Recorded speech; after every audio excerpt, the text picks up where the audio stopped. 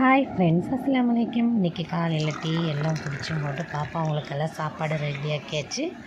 இன்றைக்கி white rice, பருப்பு குழம்பு, வெண்டைக்காய் பொரியல் தான் காலையில் அவங்களுக்கு வச்சு கொடுத்தேன்.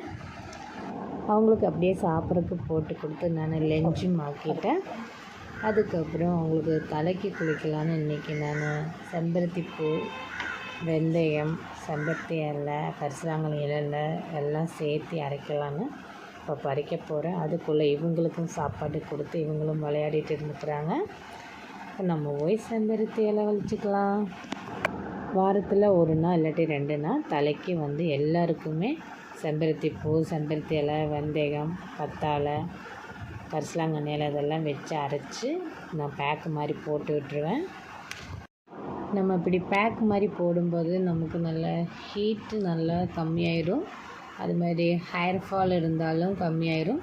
நீங்களும் யூஸ் பண்ணி பாருங்கள். யூஸ் பண்ணிவிட்டு கமெண்ட்டில் சொல்லுங்கள் எப்படி இருக்குதுன்னு. உனக்கு தேய்ச்சி தர தலையில் உனக்கு வேணுமா? என்ன வேணும்? பூ பறிச்சுட்டு வரேன், நானும் கூட வரேன்னு சொல்லி நிற்கிறாங்க. இது செம்பருத்தி பூ தான். புளிஞ்சு எடுத்துக்கலாம். நீங்கள் மிக்சியில் அடித்து அப்படியே டைரெக்டாக வேணாலும் தலைக்கு தேய்ச்சிக்கலாம், இல்லைன்னா இப்படி வட்டி கட்டி எடுத்துக்கோங்க. இப்போ லஞ்சு ரெடி ஆகிட்டுருக்கு.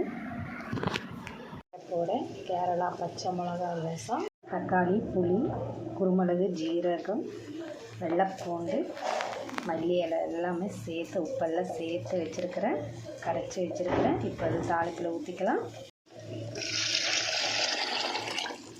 அவ்வளோ கேரளா பச்சை மிளகா ரசம் ரெடி. ரொம்ப கொதிக்க விட வேண்டாம். லேசாக கொதி வந்ததுமே ஆஃப் ஆக்கிக்கலாம். செம்ம டேஸ்ட்டாக இருக்கும் பச்சை மிளகா ரசம். நீங்களும் செஞ்சு பாருங்கள் எப்படி இருக்குதுன்னு. இப்போ நம்ம பச்சை மிளகா ரசம் ரெடி ஆகிடுச்சு. அதுக்கப்புறம் நான் கோவக்காய் பொரியல் தான் வச்சேன். அது தேங்காய் எண்ணெயில் ஃப்ரை பண்ணது. தண்ணி ஊற்றாமல் ஃப்ரை பண்ணி பாருங்கள், செம்ம டேஸ்ட்டாக இருக்கும். அதுக்கப்புறம் நான் காலையில் வச்ச பருப்பு குழம்பும் சூடாக்கிட்டேன். அது வெண்டைக்காவும் சூடு பண்ணிட்டேன். இன்றைக்கி லஞ்சுக்கு இது தான். அது கூட கொஞ்சம் முருங்கைக்காயும் நான் சொதி வச்சுருந்தேன். ரசத்துக்கு செம்ம டேஸ்ட்டாக இருக்கும். நீங்களும் ட்ரை பண்ணி பாருங்கள்.